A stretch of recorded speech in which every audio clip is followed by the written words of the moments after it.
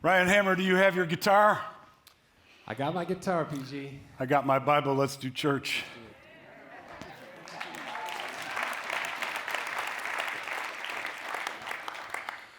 Some of you don't know that comes from a story that goes back years ago when we met in this basement gym thing, and all the technology just kind of went, screen went out, sound went out, microphones went out, everything went out, and we kind of looked at each other, and he said, I got my guitar, I said, I got my Bible, let's do it. So that's what we're going to do. Thank you all, wow, like all, for coming. Turns out they're going to do this again next week. You are welcome back.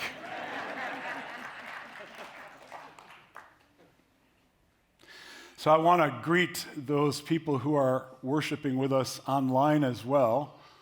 I understand there might be some people from around the world and around the United States who somehow have connected with my journey and they want to celebrate, and I'm grateful for them. I also know that some of my clients are logging in, board members and CEOs and other people. So I want to welcome those friends of mine from Archon Technologies, and what you have to know about them, they talk about the cloud and all this stuff. What it really means is they try to keep bad guys out of your internet, and that's a good thing. So I want to welcome Archon Technologies. I also want to welcome Alliance Steel. Turns out that in a digital world, we still need stuff built from steel, and they supply the world. And so I want to welcome my friends from Alliance Steel, and I also want to welcome my special friends from Charter Senior Living, Kim and Kevin Benema, who are from this church, who started a journey several years ago to start a new company that would really care for seniors in a profound way. And let me tell you, the last 2 years have not been easy on that company, and I've been privileged to walk alongside them. So to all my people from Charter Senior Living, welcome to Good Shepherd. This is a great place. I can't tell you how much fun and joyful it has been to be on this stage hundreds of times over the last decade, and I will miss it for sure, and I will miss all of you. But it's not time for me to do a final layup. It's time to bring the best that I got and to give you the best that I think God has laid on my heart. So I'd love to do that. But I'd love to do that by starting out first by telling you something that you don't know about me. See, the truth is I love wearing a mask. No, I love wearing a mask. I feel energized when I put on my mask. I feel ready to explore. I feel free when I'm wearing my mask. You guys feel the same? Because you think I'm talking about this. Are you kidding me? I hate this thing with a passion. I'm coming back someday in the future, and we're going to do a burn party when all good Republicans and Democrats stand together and agree on one thing. We hate these! But we'll wear them as long as we have to. No, I'm actually talking about a different kind of mask. It is this one. You may have heard me refer to this once or twice in the last 15 years.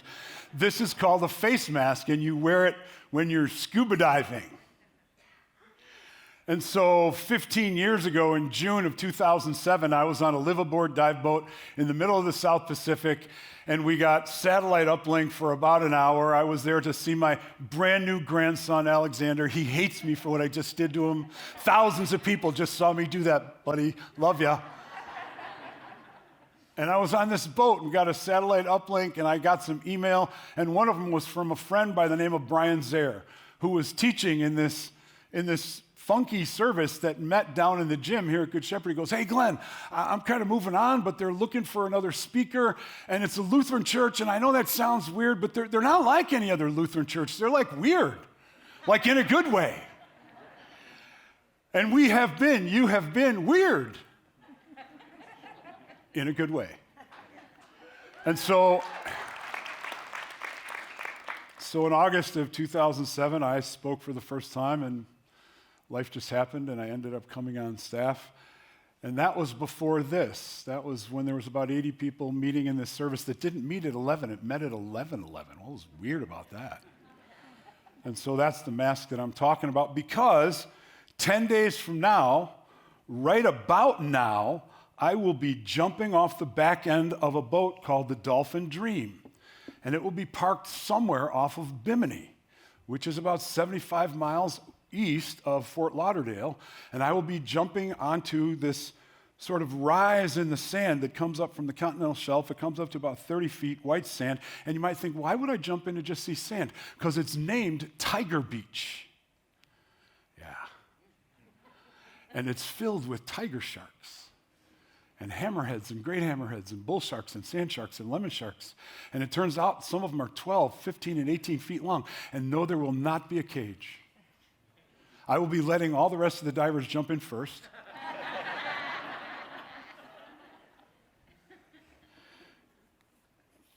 So that's what I'm going to do next week, or in a week or so. It's fitting, though, that I would try to start that way, because the idea that you were thinking, how in the world could he love wearing a mask, is all about me just offering a suggestion and our brains doing what they do, go towards negative bias and think the things you were thinking. And that is called a stronghold in biblical language. And that's what we're talking about today. For the last 9, 12 months, the church, Pastor Mark, council, leadership has been in a process to try to understand, okay, as we move through this pandemic and look at the future with changed staff, changed pastors, what's the direction? And to come up with a mission that says we want to welcome and invite everyone to walk together in the calling of Christ so that we can all live out our kingdom, our eternal impact. That's the mission of Good Shepherd right now. And part of that is teasing out some values and some mission measures, and one of them is called being a stronghold breaker. And that's what I get to speak about today, so I want to talk about that. A stronghold is a fixed mindset, a distorted way of thinking. Let me offer up for you 3 different passages from the Apostle Paul from the New Testament where he talks about this. 2 Corinthians 10, he says, "For though we live in the world, we do not wage war as the world does. The weapons we fight with are not weapons of the world. On the contrary, we have divine power to demolish strongholds. We demolish arguments and every pretension that sets itself up against the knowledge of God, and we take captive every thought to make it obedient to Christ." He goes on in a letter to the church at Rome, and this is the capital city of the most powerful superpower in the day. It still makes the top 10 list of all superpowers in world history. The Apostle Paul to those folks says this: "Do not conform to the patterns of this world, but be transformed by the renewing of your mind, that you will be able to test and approve what God's will is, his good, pleasing, and perfect will." How many of you would like to think that at least most of the time you are aligned with God's purposes for your life? I do. Turns out when I do that, I am a better husband and a better father and a better grandfather and a better pastor and a better consultant and a better scuba diver. And when I'm not in that sweet spot, things start going south quickly. And finally, the Apostle Paul, in his letter to the church at Ephesus, says this: "Finally, be strong in the Lord, and in his mighty power put on the full armor of God so that you can take your stand against the devil's schemes.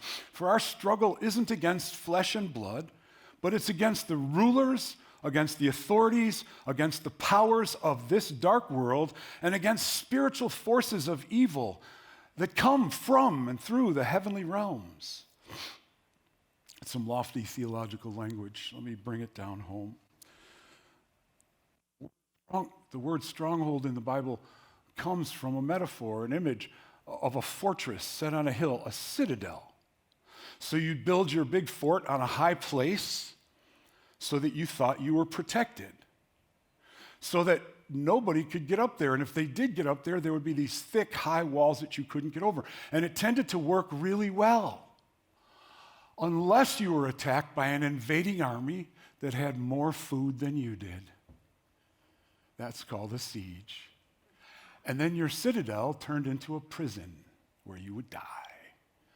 That's the way Paul is using this. Be careful the fortress of thinking and living that you live in, because one day it could become a prison.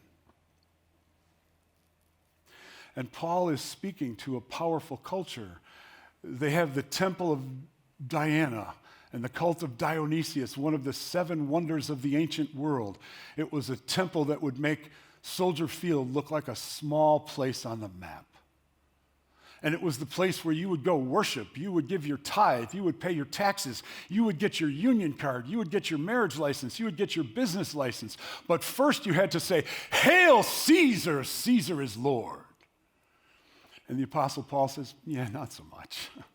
Not really. I mean, no, not at all. And that is true then and it's true now. Anyone that you give ultimate allegiance to, any idea that you give ultimate allegiance to has now become your God. And so you'll tend to demonize anything that doesn't look like your idol does. Let me give you an example from a trip I was on with Good Shepherd a few years ago. We went on a mission trip to Guatemala. And it turns out there's a lot of people down there who are involved in the drug trade. They're called drug lords. And so we're driving down the highway one day, and I see this house up on a hill, and it's huge. It's a mansion. I mean, it's huge. It makes anything that I've seen in Naperville look small. I mean, it's big and up on top of this hill, but I didn't see any roads going up. And we said to our mission partner, "What's that? Who lives up there?" "Oh, that's the drug lord." They had it built that way with no roads that go up, so that when the DEA comes in to extradite them or when the cops come to get them, they can't get up there without being seen, and it takes a long time to get up there. The only way you can get up there is with a helicopter pad, so they can make their exit quick. That is a stronghold indeed. How many of you can agree with me that the people living in that stronghold are doing evil things? Strongholds protect evil. And it happens to you, it happens to me. Let me give 2 practical examples that show how terribly destructive these are for the world. I am half German and half Swedish, which makes me the perfect Lutheran, by the way, in case you didn't know that. But the German part of me has to be honest and say, I love Martin Luther. Some of his writings were incredible. They've made me think. So how in the world did the Holocaust happen in the land of Luther? How did 6 million Jews get killed? 6 million political opponents. Everything from enemies of the state to gay and lesbian people get thrown in ovens by the German people. I have an uncle who was a sworn Nazi. How did that happen? No, wait, here's my challenge. Something like 85 to 90% of the German people were baptized Christians. What? I took a class in seminary called Theology and Ethics After the Holocaust. One of my professors was a Jewish rabbi who had been a little boy living through the Holocaust, and he rolled up his sleeve, and there was the number from Auschwitz. And somehow he'd made it out safe. He said, Glenn, when you see a cross hanging on the neck of someone, you see an emblem of love and grace and forgiveness. I know, I've read your New Testament many times. But when I see a cross, I see it dangling around the neck of a Nazi who's going to take some of my 60 family members that didn't make it through the Holocaust and kill them. So I have a few questions for God. Strongholds, somehow over years, and through disinformation campaigns and through fake news, the German Christian population was convinced that this was the way to go. Let's bring it home here. In the 19th century, in the 1800s, if I had been born in Alabama or Georgia or the Carolinas or Missouri or Mississippi or Louisiana, I would have been standing up here telling you slavery is part of the economy of God. How do I know that? Because the Apostle Paul said, slaves, obey your masters. As you show respect to your masters on earth, you do it the same way you do it for Jesus Christ himself. That's how you have a split, Southern Baptist Convention and the Northern Baptist Convention, because they disagreed about slavery. How many of you agree that slavery is right? Strongholds. Strongholds. They can become our masters. There are, I think, at least 3 or 4 types that I see in me. Let me just talk about how I see them in me, and maybe some of them will resonate with you. The first one has to be the most important one. It's the center place of where all strongholds form. Fear. Fear of losing out. Fear of the other. Fear of someone who's different. Fear of change. Let me just offer a practical insight there.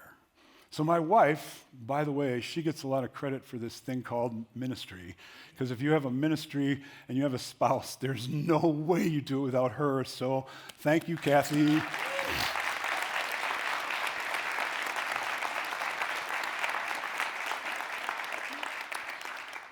So this COVID thing for the last couple of years has rocked the worlds of educators and teachers and nurses and people, and she's a school nurse. So it's kind of up and down and all kinds of crazy different changing information. Well, now the kids are back in school, and so she's there. And here's the message. If you have a kid, and the kid has sniffly nose and a cough, keep them home. Turns out that's a good thing, whether they have COVID or not. Then they don't spread the flu or the cold. Like, it's kind of good for society. Well, some parents don't quite get that message, and so they put their kids on the bus anyway, hoping that the kid can hide behind the mask and not be seen. Unless they get so sick that they go up to the teacher and go, "Teacher, I don't feel good." "Okay, you go to the school nurse." Down to Kathy's office they go. "Yeah, I don't feel good. I got these symptoms. I told my mom this morning, but..." Oh. So Kathy does what she's required to do by her license and by the law. "Hello, Mr. or Mrs. Smith, Jones, Johnson, whatever, Wagner. I need you to come and get your daughter." "You what? You communist!" "My wife, a communist?" Oh, Lord, that's choice. We get locked in these strongholds of fear. Here's another one that I've picked up on recently. So my grandsons gave me this hat. It says retirement for those of you in the back row. But I can't quite wear it yet. I don't know about you, but I'm not ready to lay it down. I mean, I'm 63. I'll be 64 tomorrow. And I think I got a little bit of life left in me. As a matter of fact, based on the genetics and longevity in my family, I could live to be 90-something. I could have a third of my life ahead of me. And it turns out I actually think I'm a little bit wiser now than I've ever been in my life. So why would I just put that on the shelf and go play golf? I don't even like golf. So anyway.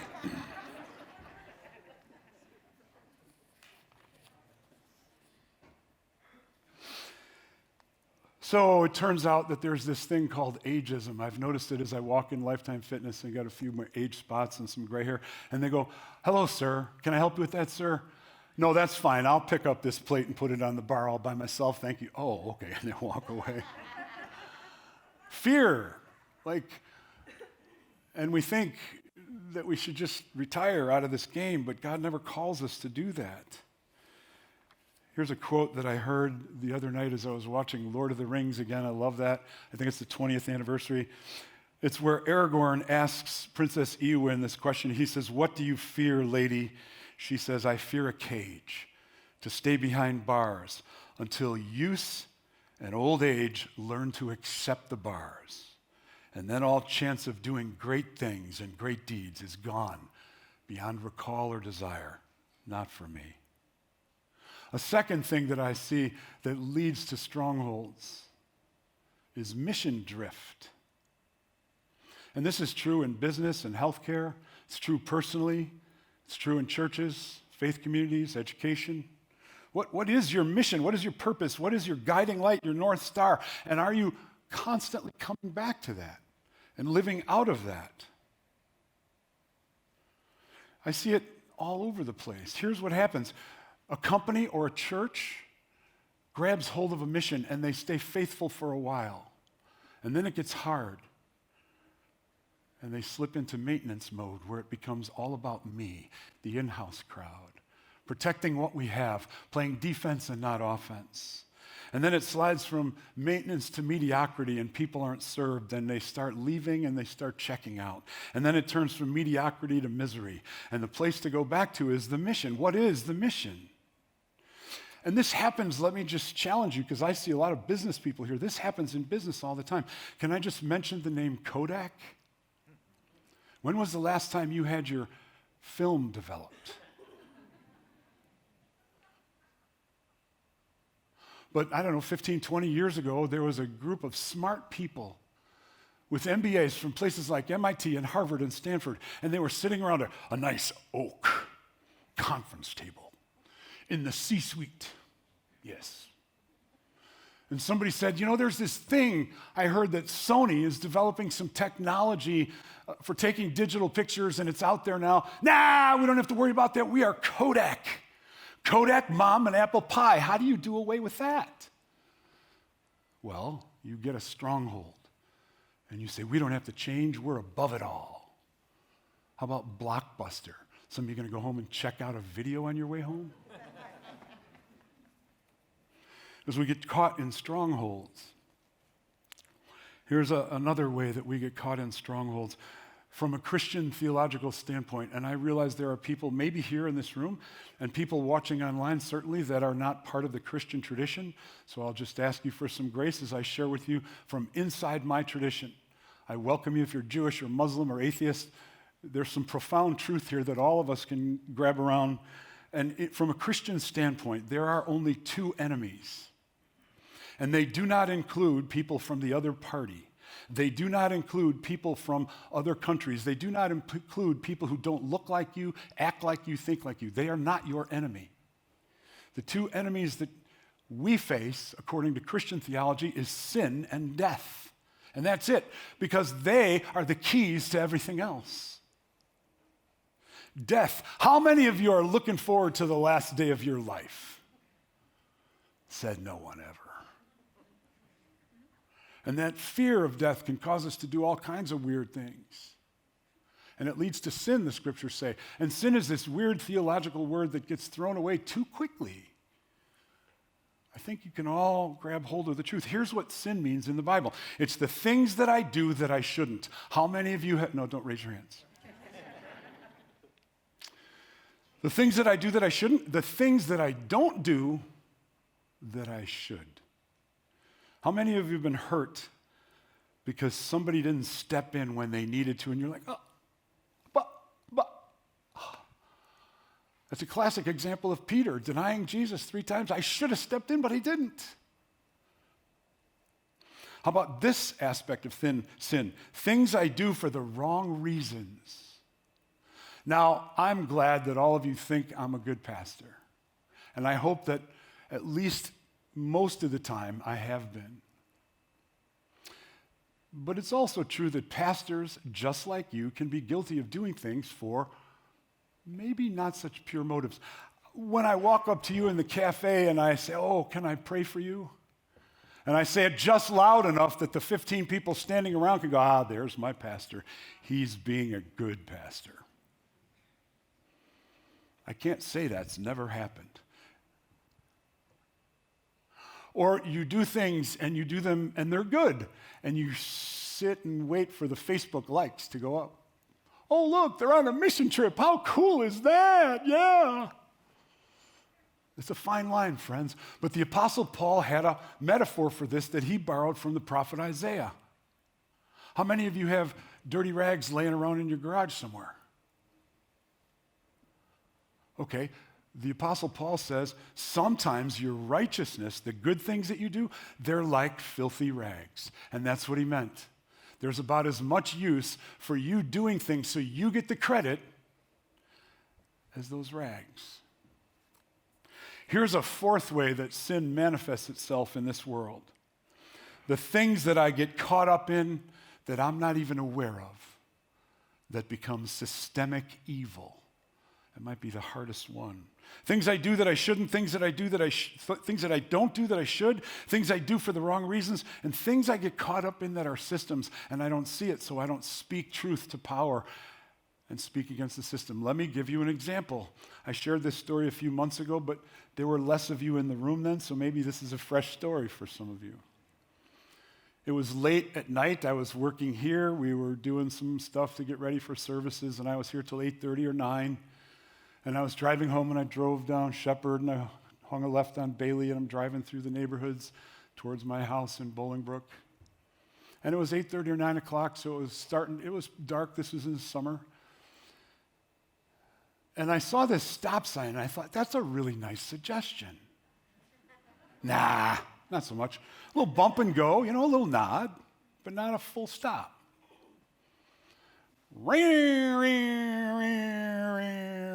And I get pulled over. I roll down my window, I get out my license and my insurance card, and the cop says to me, "Where were you going in such a hurry?" "Home." And I hand him my cards. "Where are you coming from?" "Work." "Where do you work?" "Good Shepherd Church." Oh, you can tell I've done that once or twice, so I perfected it. "What do you do there?" "I'm a pastor."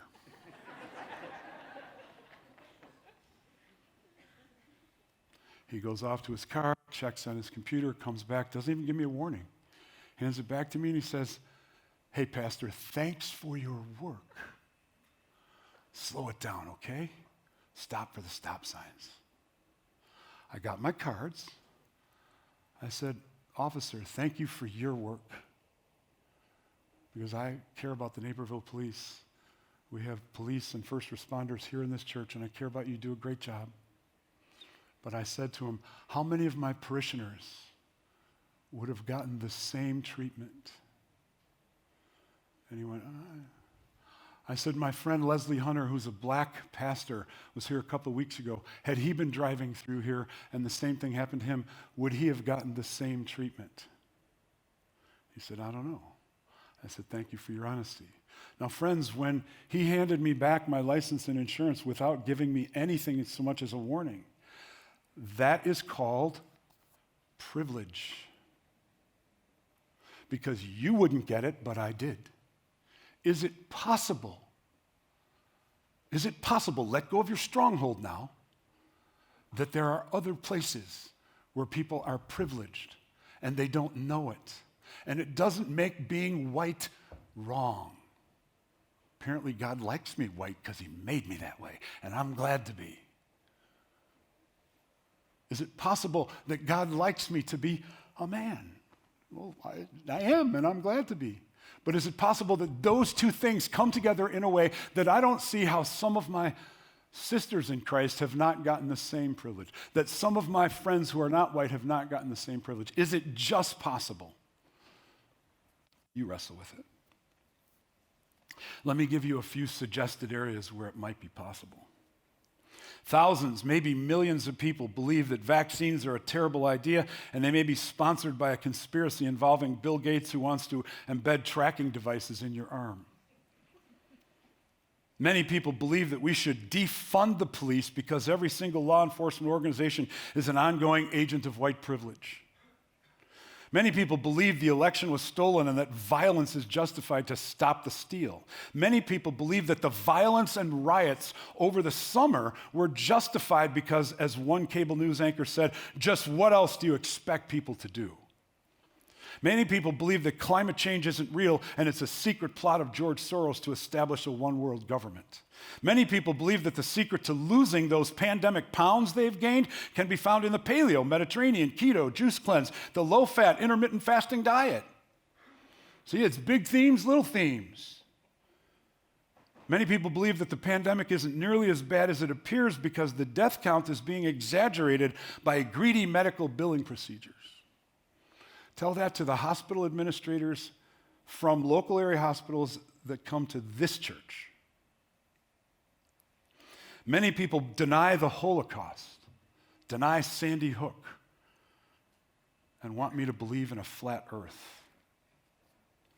Many people believe that I should just stop. This is my last message. Don't go there, Pastor Glen. Just tell us Jesus loves us and it'll all be good. That's not the way Jesus rolled. It's not the way I roll, and it's not the way you roll. We are called to be stronghold breakers, and it has to start with the strongholds that are in me. Because it's a mindset, growth. In some mindsets, doesn't happen because we have a fixed mindset. Many people don't know, some of you do know, that almost 7 years ago, I went through a significant mental health crisis. No, I mean so significant that I went and brought myself to Linden Oaks, and I went through an independent outpatient program for 5 weeks. And I want to thank Pastor Greg and Pastor Gary and Pastor PJ and Tom Anderson and Linda McGee and Karen Brothers, because they leaned in and they worked with me. I want to thank the staff that supported me, because I learned then what strong grace is about. Hey, Glen, we're going to give you grace, but you got to go that way. And I want to thank my therapist of 6 years, Daniel Beardsley from the Center for Creative Growth, who I have seen close to 400 times. Because this summer I had a neuropsych eval, and the neuropsych eval took 7 hours, and it said, you know what, pretty much you're normal, you're okay. No signs of any of this stuff anymore. And that was really, really powerful. And here's what I learned through hundreds of art therapy projects. This is my triangle. You might not think it's pretty cool art, but I do, because it represents what I've learned. The biopsychosocial, all of these are windows into a stronghold. My body matters. Jesus came in a body. My psychology, my cognitive distortions matter. And my environment matters, the people that I hang out with and how I do life. Turns out a couple of years ago, I had another depressive episode. And so I went to my doctor. She said, have a blood test. I had a blood test. And she said, you're vitamin B12 deficient. $12, vitamin shop. 3 days later, all of a sudden, boom, gone. Let me just speak to all of you. We come in bodies. Jesus had a body. There's nothing wrong with the body. You can't be spiritual without the vehicle through which God calls you to act and live in this world. For some of you, the most spiritual thing you can do today is go home and eat your vegetables and get a good night's sleep. Because your body is predisposed to certain strongholds. I know that. Turns out that's deep Hebrew theology. Love the Lord your God with all your heart, mind, soul, strength, neighbor as yourself. Profound. Self-care matters. We think in ways, we get confirmation bias. How many of you have ever wanted to buy a car, and then as soon as you pick the car you want, you see it all over the place? The fallacy of the sunk cost. I've invested so much time, blood, sweat, tears, energy. It must be right. I got to keep going.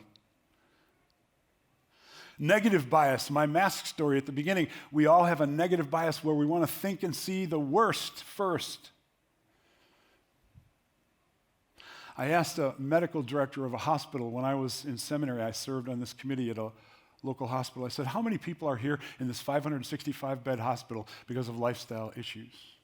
He said, 50%, which I thought was staggering. And then he said, no, I bet it's more. I bet it's 80%. Friends, strongholds take place all over the place. How do we fix the distortions? We remember with the Hebrew prophetic voice, Abraham, Joshua, Heschel, he said, all good theology begins in silence. It's where I be quiet. And I recognize there's a mysterious world out around me, and I might not know it all. That something big is bigger than me, and it's calling me. Never lose your holy creativity. Another way we fix the distortions is to remember that all truth is God's truth. It turns out that 2 + 2 is 4. And if a Christian says 2 + 2 is 5, the Christian is wrong. And if a Muslim says 2 + 2 is 4, the Muslim is right. Here's what Paul said, writing from a prison. One way to stop the distortions is to focus our minds on other things. And the peace of God, which surpasses all understanding, will guard your hearts and your minds in Christ Jesus. Finally, sisters and brothers, whatever is true, whatever is honorable, whatever is just, whatever's pure, whatever's lovely, whatever's commendable, if there's any excellence, if there's anything worthy of praise, think about these things, what you have learned and received and heard and seen in me. Practice these things, and the God of peace will be with you. People ask me all the time, how can you read the minds of the teams that you're working with as clients? I go, I'm not that special. The prophet Jeremiah said this.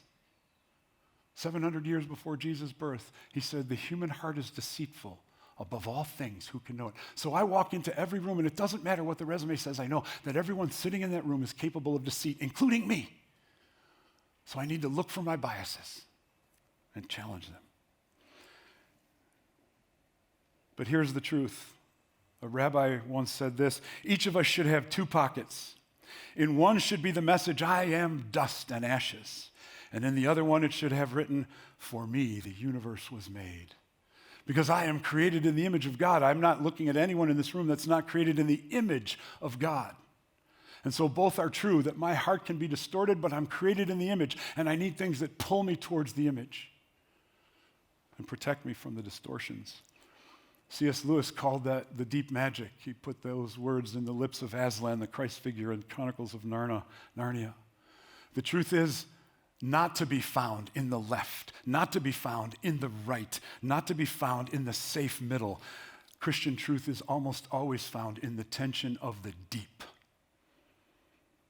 I had a seminary professor who said, Glenn, when you see the tensions in the text, go there and stay there and don't leave until you find the truth that the Spirit has for you. So Jesus said to those who believed in him, if you abide in my word and in me, you are truly my disciples, and then you will know the truth, and the truth will set you free. Alexander Solzhenitsyn, who was imprisoned in a Soviet gulag, said this: you can resolve to live your life with integrity. Let your credo be this: let the lie come into the world. Let it even triumph, but not through me. I want to thank some folks, the women of growth groups. Sisters, you have taught me way more than I've taught you. What I know is that women are co-equal, joint heirs of the kingdom with God. Not above, not below men. God has given you all the same gifts that he's given to men, and you should use them arm in arm for the glory of Christ. I want to thank the staff at Good Shepherd. You have no idea. Over the last 2 years, there's some wonderful, amazing, great, Jesus-loving, God-fearing, fun, playful, creative people that work in and through this church, and I love them, and I'm going to miss them. The gathering of men, we haven't met for a year, but oh, my brothers, you taught me so much. So it turns out that maybe somewhere in the future I'll get to come back on occasion and speak. When I come back, what will I find? Will I find you living out the mission? Inviting everyone to walk together in the calling of Christ so you can make your biggest kingdom eternal impact. Will I find you open to my pro-life friends who work in Washington, and will they be able to sit next to my Black Lives Matter activists, friends who live in New York? Will they be able to sit here and gather around the same table? Will my LGBTQ friends and family and clients be welcome? Will old and young, black and white, red and yellow be precious in his sight here? We'll all hear the glorious message that God is for you. Because the scripture says that for God so loved the world. The word for world is cosmos. Turns out God loves every speck of stardust that he created. Jesus said, come to me, all who are weary and heavy laden. I will give you rest. All. Let me offer you this prayer to close. May God bless you with discomfort. Discomfort at easy answers, half-truths, and superficial relationships, so that you may live deep within your heart. May God bless you with anger at injustice, at oppression, at exploitation of people, so that you may work for justice, freedom, and peace, which Jesus did. May God bless you with tears, holy tears, to shed for those who suffer pain, who suffer rejection, who suffer hunger, mental illness, and war, poverty, so that you may reach out your hand to comfort them and to turn their pain into joy. And may God bless you with enough foolishness to believe that you can make a difference in the world, so that you can do what others claim cannot be done. Pray with me. Sweet Jesus, thank you for this family. Thank you for the mission that you've called them to. Give them the power of your Spirit. Thank you for my privilege of serving here. I look forward to what the next chapters hold. In Jesus' name, amen.